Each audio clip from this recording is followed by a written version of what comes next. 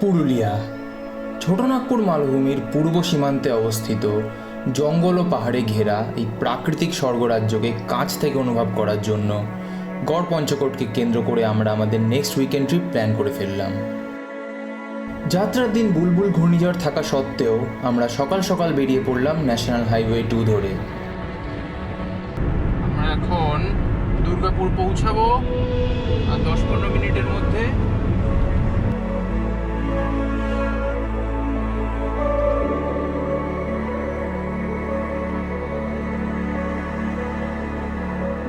বাড়ির এত কাছে পাহাড় দেখতে পাবো সত্যিই ভাবিনি কখনো। যাই হোক, বলতে বলতে পৌঁছে গেলাম ফরেস্ট ডিপার্টমেন্টের নেচার রিসর্টে।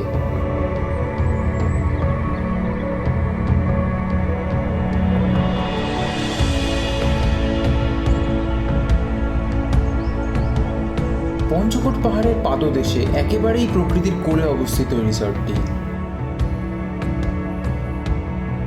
বুঝতেই পারছিলাম নেক্সট দুদিন খুবই শান্তিতে কাটতে চলেছে।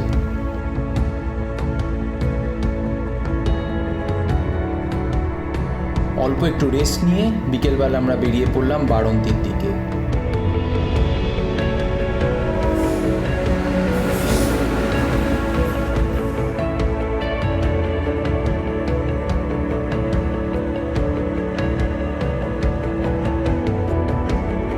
চারিদিকের পাহাড়গুলো দেখে মাঝে মাঝে মনে হচ্ছিল আমরা হয়তো কোনো হিল স্টেশনেই বসে আছি।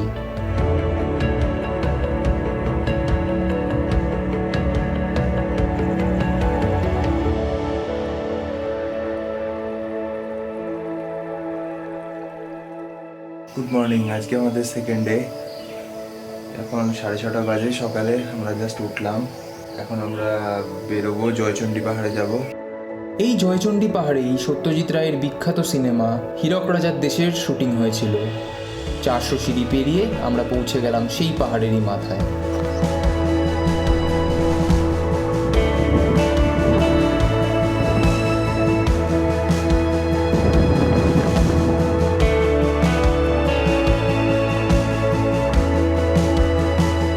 জয়চণ্ডী পাহাড় দেখে আমরা চললাম গড় পঞ্চকোটের দিকে। ইতিহাসের পাতা থেকে খুঁজে পেলাম যে 1750 সালে বাংলার নবাব আলিবর্দী খানকে পরাজিত করার জন্য মারাঠা বর্গীরা এই পুরুলিয়ার মালভূমি দিয়েই বাংলায় প্রবেশ করেছিল, এবং সেই ইতিহাসেরই সাক্ষী গড় পঞ্চকোটের এই ধ্বংসাবশেষগুলি।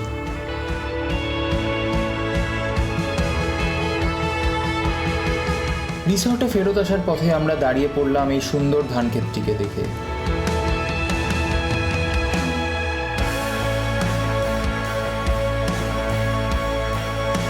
বিকেল বিকেল আমরা পৌঁছে গেলাম পাঞ্চেত ড্যামে সূর্যাস্ত দেখতে।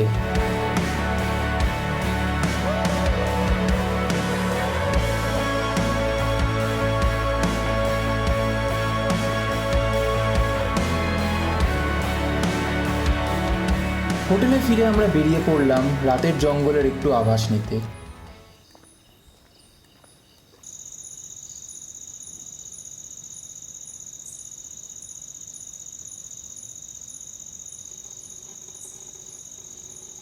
ভেবেছিলাম এখানেই ভিডিওটা শেষ করব, কিন্তু পরের দিন সকালে দেখি ঝড় কাটিয়ে ফাইনালি ভোরের আলো দেখা যাচ্ছে। তাই ফেরার আগে আমরা আরেকবারের মতন মর্নিং ওয়াকে বেরিয়ে গেলাম।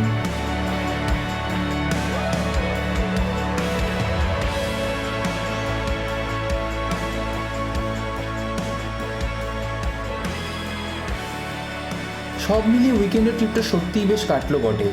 জঙ্গল, পাহাড় আর একটা ভাঙা ঐতিহাসিক দুর্গ। 2 দিনের জন্য বাড়ির এত কাছে এর থেকে ভালো আর কোনো জায়গা হয় নাকি? আমার তো মনে হয় না। তোমাদের কি মনে হয় জানাতে ভুলো না কমেন্ট সেকশানে। আর ভিডিওটা ভালো লাগলে নিশ্চয়ই সাবস্ক্রাইব করো।